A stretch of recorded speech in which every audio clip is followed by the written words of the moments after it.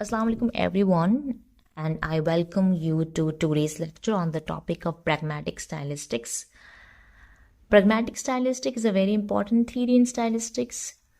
So before moving on to its complications, it is very important to decode the very word pragmatics.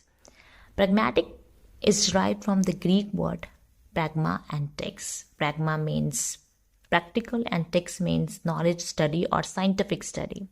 So we can say that pragmatics is the scientific study of meaning of words in a conversation, text or sentence. Pragmatic stylistics moves beyond the surface of text, focused on how meaning is negotiated between the reader and the writer, speaker and listener. It helps us see literature not only as a crafted form of literature, but also as a dynamic act where meaning is reshaped by intention, interaction, and interpretation. So by the end of this video lecture, you will gain insight into pragmatic approaches which can deepen our understanding and appreciation of both daily discourse and literary text. प्रैग्मैटिक्स बहुत ही important topic है क्योंकि ये context based understanding of language को show करता है, यानी language को हम कॉन्टेक्स्ट की मदद से समझते हैं. लैंग्वेज रियल लाइफ सिचुएशन में किस तरह से मीनिंग क्रिएट करती है. It investigates how language user use language, what they mean and how they do in a real life situation. वैसे तो बहुत सारी थीरीज फॉल करती हैं प्रैग्मैटिक्स में, लेकिन 3 बेसिक थीरीज जो है वो आज हम डिस्कस करेंगे वीडियो लेक्चर में. सबसे पहली जो थीरी है जिसके बारे में मैं जिक्र करने जा रही हूँ वो है speech act theory. Speech act theory का क्या मतलब है? इसका मतलब ये है कि जब स्पीकर स्पीक करता है तो वो कुछ एक्शन परफॉर्म करता है, जैसे हम कहते हैं स्पीच एक्ट थीरी. ये 3 तरह के एक्ट्स हैं और आगे इनकी फर्दर क्लासिफिकेशन भी है. सबसे पहले अगर हम एक्ट की बात करें तो वो है लोक्यूशनरी एक्ट. लोक्यूशनरी एक्ट का मतलब होता है literal meaning of a sentence, यानी किसी फिक्रे का लफ्जी मतलब, किसी कॉन्वर्सेशन का लफ्जी मतलब. फॉर एग्जाम्पल अगर पूछा जाए व्हाट इज़ द टाइम, तो इसका मतलब क्या है कि वक्त क्या है. ये लिटरल मीनिंग है कि सवाल पूछा जा रहा है. दूसरा एक्ट बहुत इंपॉर्टेंट है क्योंकि सारी की सारी बुनियाद प्रैग्मैटिक्स की इस दूसरे एक्ट में छुपी है. इसलिए स्पीच एक्ट थ्योरी में दूसरा जो एक्ट है वो है इलोक्यूशनरी एक्ट. ये जान है प्रैग्मैटिक्स की, क्योंकि इसमें हम क्या करते हैं, हम इसमें इंटेंटेड मीनिंग समझने की कोशिश करते हैं स्पीकर की, कि यानी कि स्पीकर क्या कहना चाहता है. स्पीकर आया एक्सप्रेस करना चाहता है, डायरेक्शन देना चाहता है, उसकी डायरेक्टिव टोन है या उसकी सबमिसिव टोन है या उसकी डेक्लेरेटिव है. तो इसमें बहुत सारी टाइप्स आ जाती हैं. अब मैं एग्जाम्पल के ज़रिए आपको समझाने की कोशिश करती हूँ. फॉर एग्जाम्पल एक टीचर क्लास में मौजूद है और एक स्टूडेंट 10 मिनट लेट आता है, तो टीचर स्टूडेंट से पूछता है कि what is the time.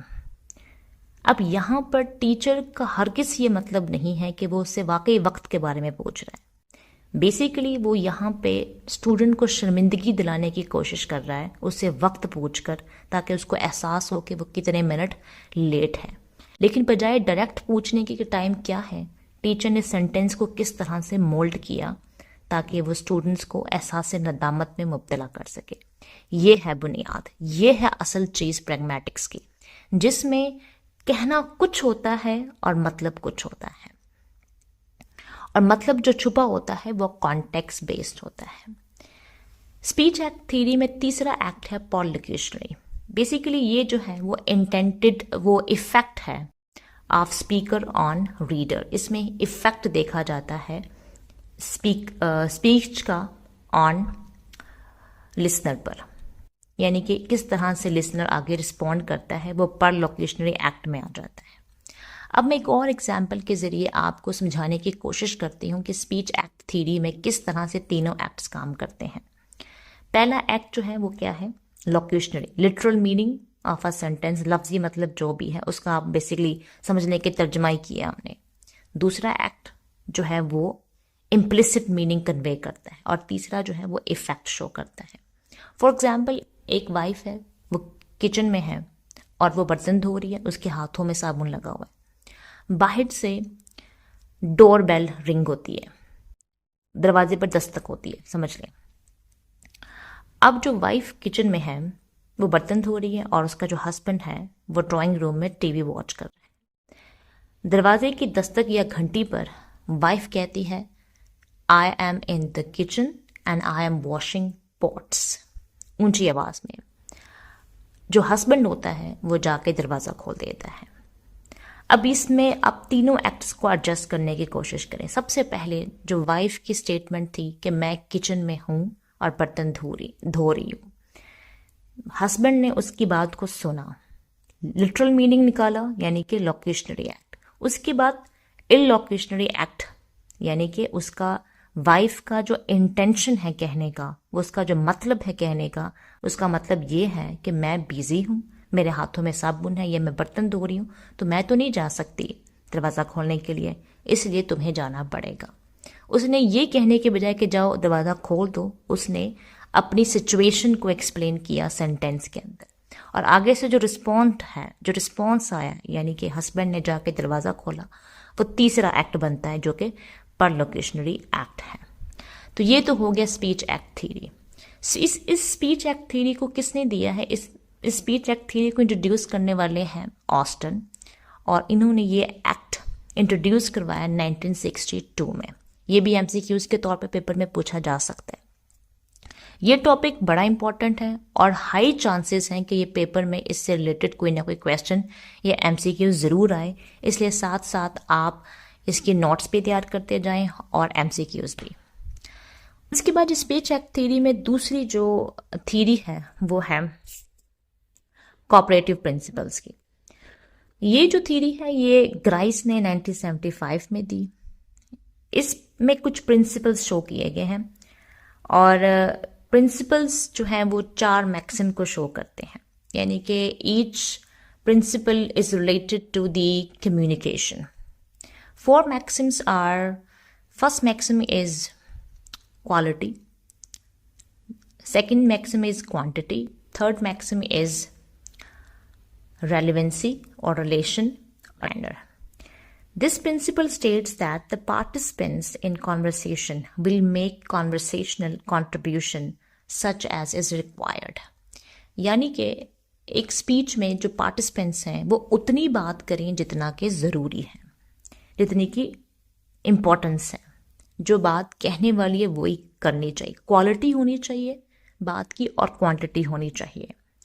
Participants must cooperate with each other and they must be truthful, informative, relevant and clear in order to facilitate successful communication. यानी कि पार्टिसिपेंट्स को बात करते वक्त ट्रूथफुल होना चाहिए, इंफॉर्मेटिव होना चाहिए, रेलिवेंट होना चाहिए, टॉपिक से रिलेटेड बात होनी चाहिए और क्लियर कट बात होनी चाहिए. This is cooperative principal. उसके बाद जो तीसरी थ्योरी जो है वो है पोलाइटनेस प्रिंसिपल. पोलाइटनेस जैसे कि आपको पता है नरमी की बात हो रही है, तो इसमें इस थ्योरी में देखा जाता है कि लैंग्वेज में पोलाइटनेस एटीट्यूड को मैक्सिमाइज किया जाए, यानी कि रिस्पेक्टफुल वे में बात की जाए, रिस्पेक्टफुल वे में कम्युनिकेशन को डील किया जाए.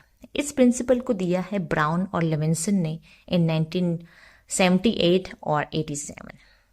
इसमें लीच जो है एक स्टाइलिस्टिक्स हैं, वो डिफाइन करते हैं इसको as a type of behaviour जो कि अलाउ करता है पार्टिसिपेंट्स को to engage in social interaction in the atmosphere of relative harmony.